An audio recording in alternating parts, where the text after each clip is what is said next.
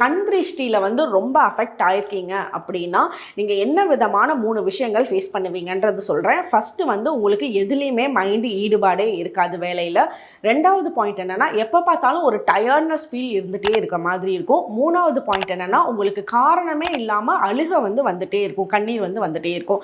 So இந்த 3 விஷயங்கள் வந்து ஃபேஸ் பண்ணுறீங்கன்னா ரொம்ப ஸ்ட்ராங்காக நெகட்டிவ் எனர்ஜிஸில், கண்ணு படுறதுல, திருஷ்டி படுறதுல அஃபெக்ட் ஆகிருக்கீங்க. இதிலிருந்து விடுபடுறதுக்கு உண்டான சிம்பிள் ரெமெடி சொல்கிறேன். இதுக்கு என்ன பண்ணலாம் அப்படின்னா, நீங்கள் தூங்க போகிறதுக்கு முன்னாடி ஒரு சின்ன டிஷ்யூ பேப்பரில் ஒரு கிராம்பும் ஒரு சூடமோ வச்சு அதை மடக்கி உங்களோட தலைவாணி கடியில் வச்சுட்டு காலையில் எந்திரிச்சோடனே உங்களை நீங்களே ரைட் ஹேண்டில் வச்சுட்டு உங்களோட கிராம்பும் சூடமும் ரைட் ஹேண்டில் வச்சுட்டு கிளாக் வைஸ் வந்து ஒரு தடவையும் ஆன்டி கிளாக் வைஸ் வந்து உங்களை நீங்களே 6 தடவையும் சுற்றி போட்டுட்டு இதை ஒரு சின்ன விளக்கில், மண் விளக்கில் வச்சு இதை வந்து விளக்கேற்றுற மாதிரி பர்ன் பண்ணிவிடுங்க. உங்களுக்கு இருக்க எல்லா நெகட்டிவ் எனர்ஜிஸும், கண் திருஷ்டியும் அடிபட்டுரும்.